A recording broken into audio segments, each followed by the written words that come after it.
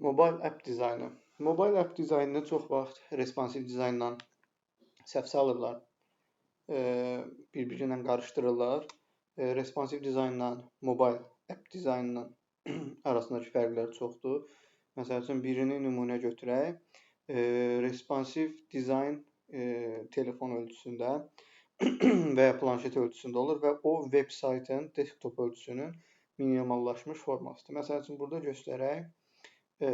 Bu veb saytdır desktop ölçüsündə və bu onun mobile versiyasıdır, yəni responsive versiyasıdır və veb saytın birəbir eynisini, ölçülərini telefon ekran ölçüsünə uyğunlaşdıraraq dizayn ediblər.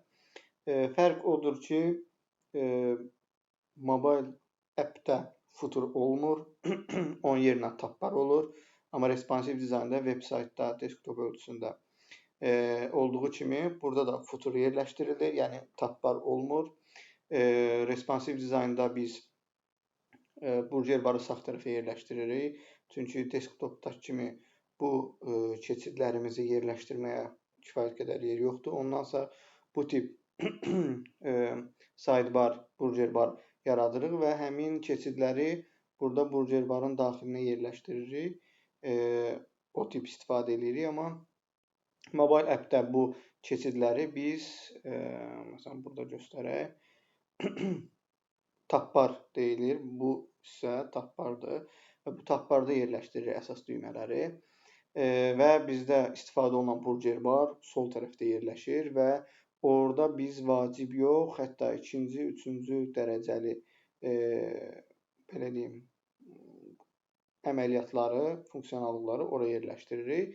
Yəni bizdə responsive dizayndan fərqli olaraq mobil app dizaynında burger barın rolu o qədər də böyük deyil və burger bar və responsivedən fərqli olaraq burada əsas keçidlərimizi, əsas funksiyonallıqlarımızı tabbarda yerləşdiririk. Tabbarlar iOS və Androiddə ölçü olaraq fərqlənir.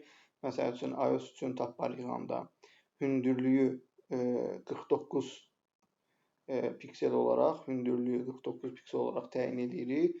Bunu mən 48 olmağını istəyirəm. 48 olmağı tərəfdarıyam. Daha rahat işləmək olur.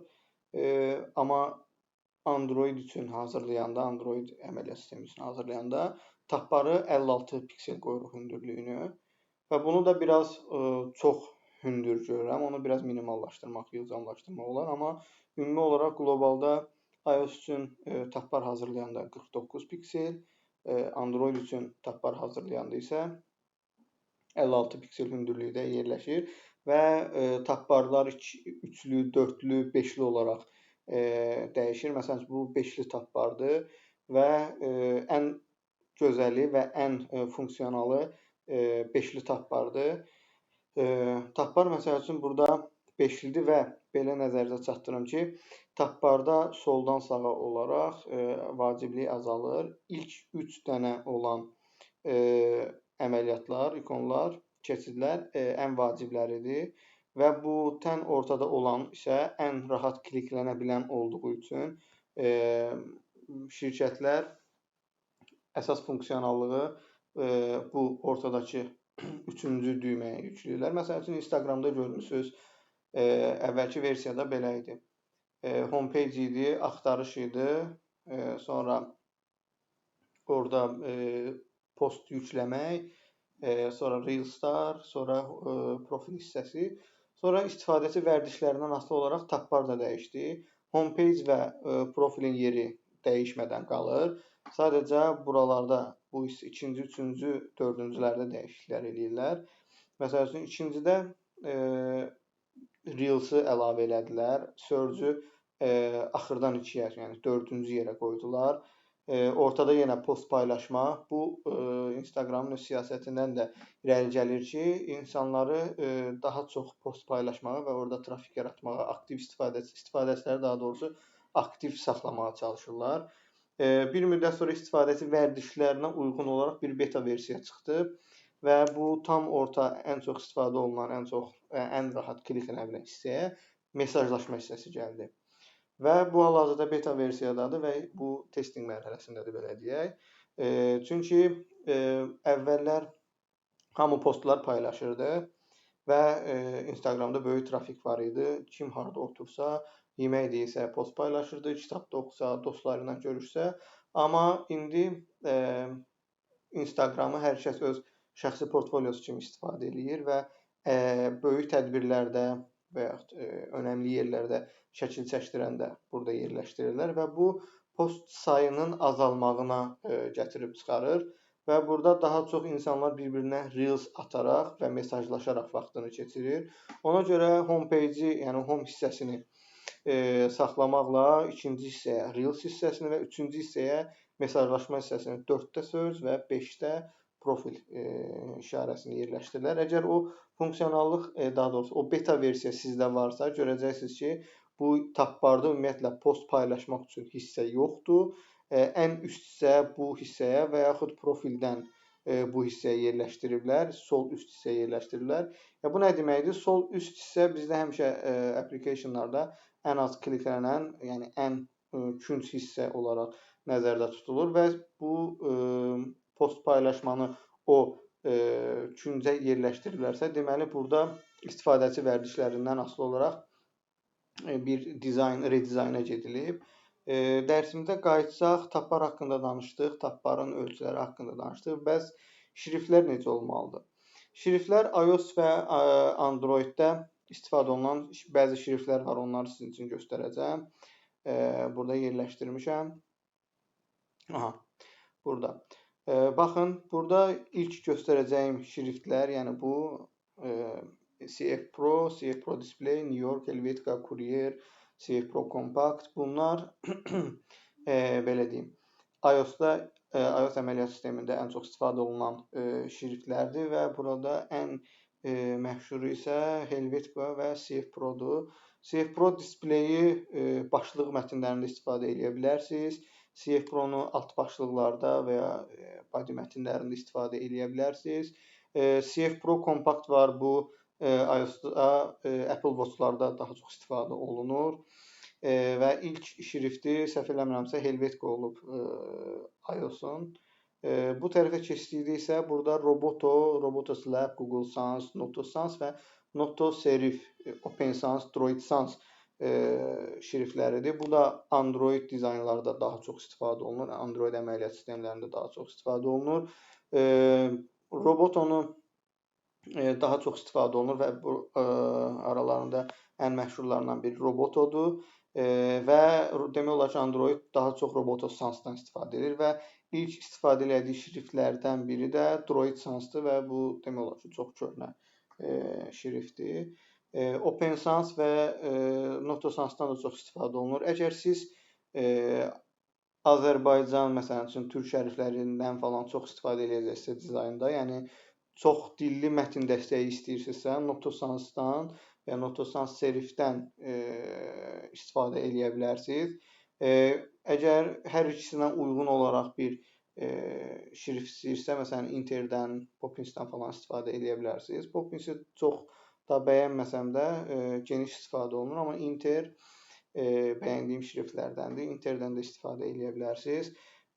Tabbarlar, məsəl üçün belə bu tip statik görünüşdə olanlar olur. Nədir bu statik görünüş?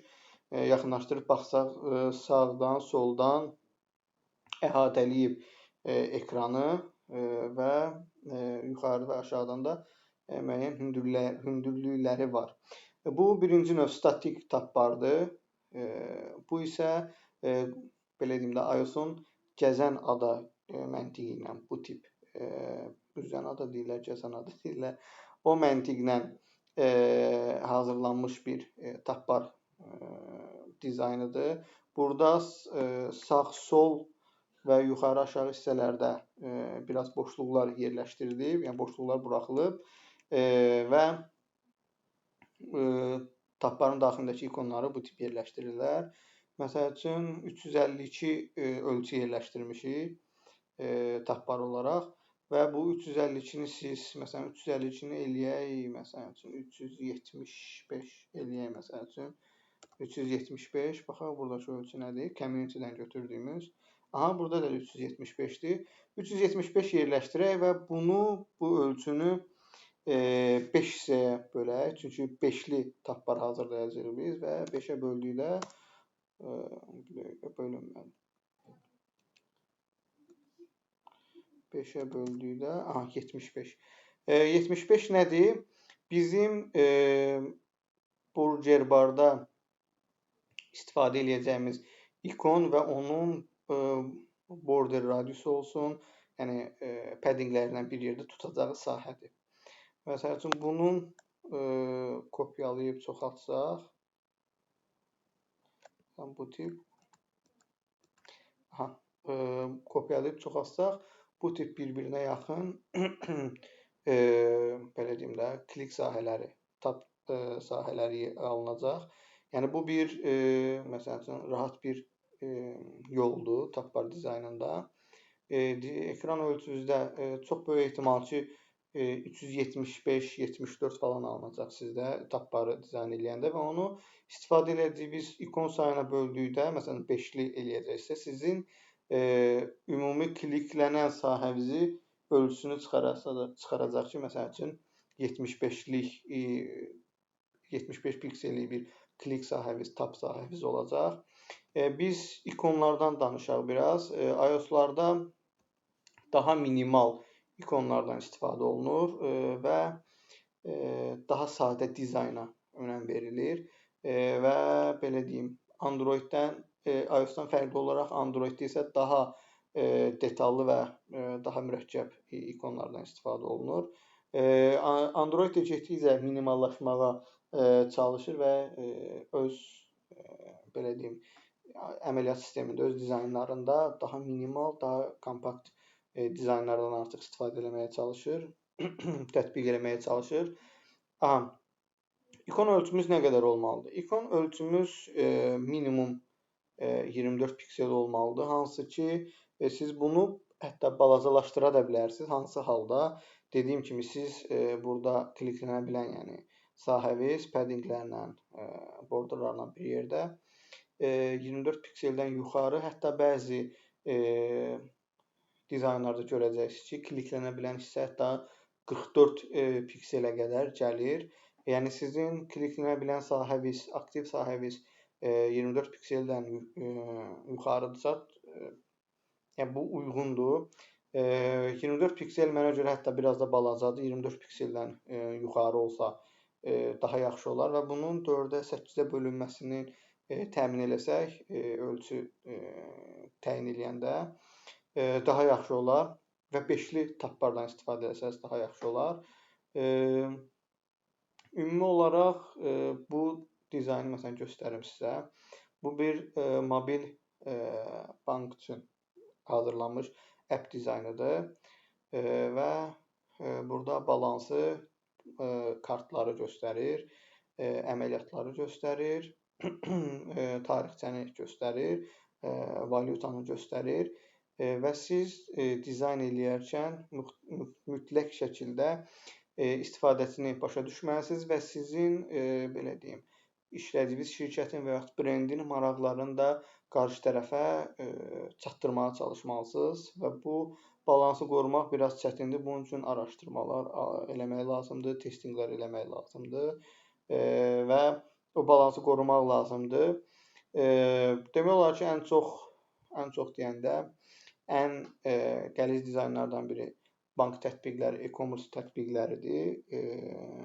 O dizaynları hazırlamaq, UX cəhətdən həmin tətbiqlərin istifadəçiyə yararlı olması, istifadə oluna bilənliyi təmin etmək daha qəlizdir və burada flowlar qurmaq çox vacibdir.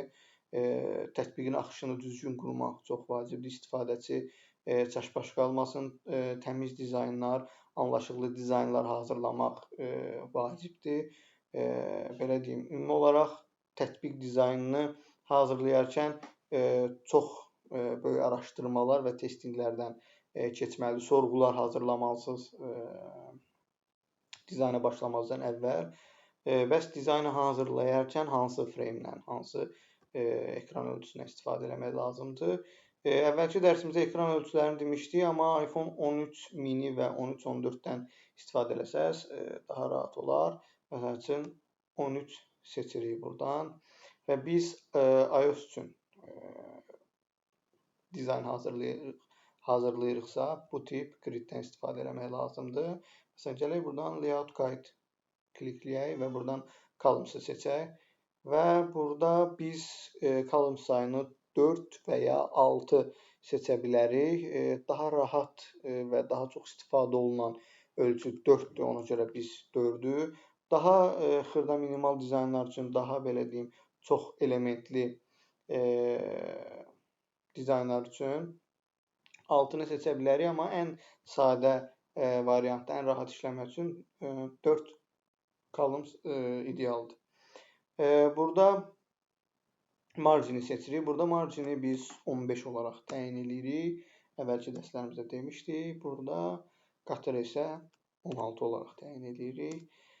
Əgər biz Android üçün yığsaydıq, burada biz ölçünü margini 16 və bunu da 16 eləyə bilərdik. Belə bu ekran ölçüsündə dizaynlarımızı yıxa bilərik. Belə. Məncə bu qədər. Demək olar ki, lazımlı bir çox şeyi dedim. Artıq bundan sonraki mərhələlərdə dizaynı hazırlandıqdan sonra onun üzərində kritikləyərək, flowlara baxaraq yeni nələrsə demək olar. Bu qədər.